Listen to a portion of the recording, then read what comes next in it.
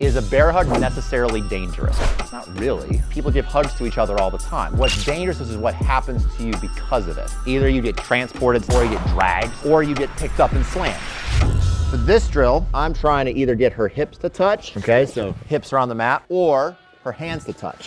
What I can do is I can try to time and manipulate their balance. So let's say that she's trying to push and get my hands off, and I turn her at that moment and put her hips on the ground. She improperly times that, and I'm able to then deal with that grip or manipulate her balance in some way where I bring her to the ground, then I win. So what this is going to focus on for the person inside of the bear hug is your ability to toggle focus, going back and forth from balance to grip breaking. Because you won't be able to do both. Is a bear hug necessarily dangerous by itself? Not really. People give hugs to each other all the time. Like, this isn't inherently dangerous.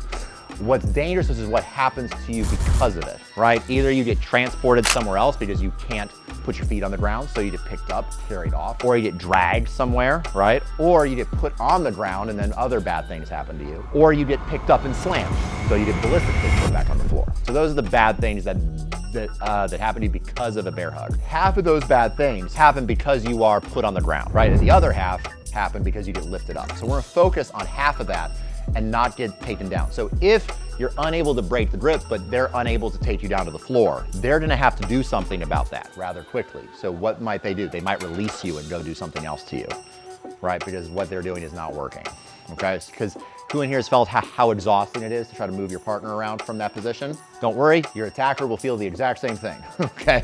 So if you can just stall it and not allow them to bring you to the ground, that's a win in my book, okay? You don't have to break the grip for this to be considered a win. If you can stall it, that's an okay outcome. I would much rather you be able to break grips, but if you can't, don't get taken down to the ground. So that kind of should arrange your order of priority in your head. One is not get put down on my hips, and the second one is try to break the grip. There's some parameters to what I can and can't do. I cannot in any way chalk off, so like trip or entangle a leg to get this task done, okay? So I cannot with my feet manipulate their feet in any way that causes them to trip and fall. Okay, I'm doing this mainly to prevent injury, okay? Because entangled legs while falling is probably one of the most common forms of injury inside of martial arts, at least serious injury. Like people jam their fingers and they jam their toes and stuff like that happens on a regular basis. But as far as serious catastrophic knee or ankle injury where pins and screws are involved, that tends to be one of the more common ones.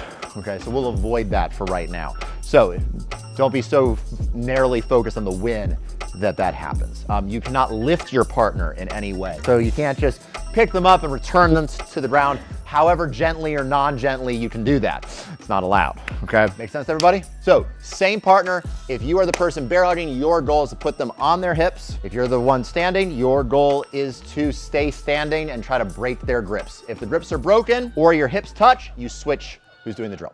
Ready, set, let's go, let's do it.